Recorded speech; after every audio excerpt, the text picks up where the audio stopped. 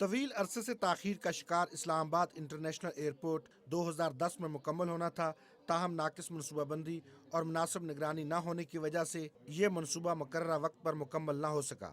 وزیر اعظم محمد نواز شریف نے حکومت سنبھالنے کے بعد اسلام آباد میں نئے ہوائی اڈے کی جلد تعمیر پر خصوصی توجہ دی اور اس سلسلے میں تمام امور کا تفصیلی جائزہ لیا۔ وزارتی سطح کی اعلیٰ کمیٹی کو منصوبے کی نگرانی کا کام سونپا گیا۔ وزیر اعظم محمد نواز شریف نے منصوبے کا تفصیلی جائزہ لیتے ہوئے واضح کیا کہ اب نئے ہوائی اڈے کی تعمیر میں مزید تاخیر نہیں ہونی چاہیے۔ وزیر اعظم نے سول ایویشن اتھارٹی کو ہدایت کی کہ نیو اسلام آباد انٹرنیشنل ایئرپورٹ کی تکمیل کا کام تیز کیا جائے اور اس میں ضروری تبدیلیاں بھی کی جائیں تاکہ یہ مستقبل کی بڑھتی ہوئی ضروریات کو پورا کر سکے۔ انہوں نے کہا کہ منصوبہ 31 مارچ 2015 تک مکمل ہونا چاہیے۔ وزیر اعظم نے منصوبے میں تاخیر اور لاگت میں اضافے کی وجوہات معلوم کی اور FIA کو اس حوالے سے جلد تحقیقات کا حکم دیا۔ 2007 میں اس کی گراؤنڈ بریکنگ سیریمنی ہوئی تھی اور اس پروگرام کے مطابق اس کو 2010 میں جو کمپلیٹ ہونا تھا، انفارچونیٹلی کچھ غلطیوں کی وجہ سے ڈی ریل ہو گیا تھا۔ کوئی بھی پروجیکٹ ڈی ریل ہو جائے اس کو واپس ٹریک پہ لانا مشکل ہوتا ہے، لیکن اب انشاءاللہ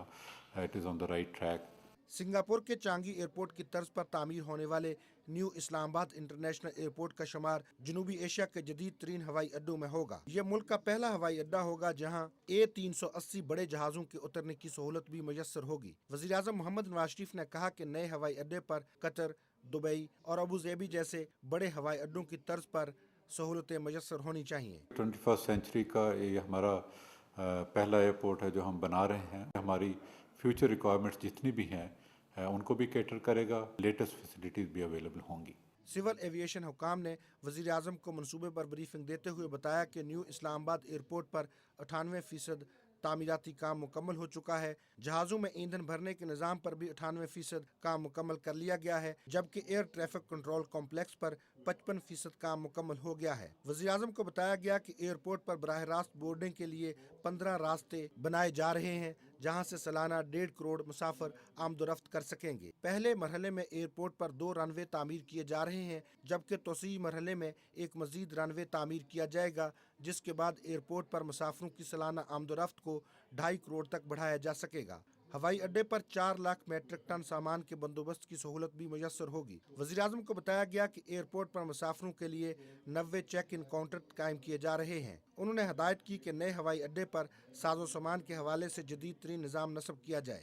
وزیر اعظم محمد نواز شریف نے ایئرپورٹ کے مختلف حصوں کا تفصیلی دورہ کیا اور کام کے معیار اور رفتار کا جائزہ لیا۔ وزیر اعظم اندرون ملک اور بیرون ملک پروازوں کی آمد اور روانگی کے زیر تعمیر ہالز اور شاپنگ ایریاز میں بھی گئے اور ایئرپورٹ کی مرکزی عمارت پر تعمیراتی کام کی نگرانی سے متعلق معلومات حاصل کی۔ وزیر اعظم محمد نواز شریف نے کہا کہ نئے ہوائی اڈے پر پانی کی وافر فراہمی یقینی بنانے کے لیے پنجاب حکومت کی طرف سے تعمیر کیے جانے والے چھوٹے ڈیم استعمال کیے جائیں۔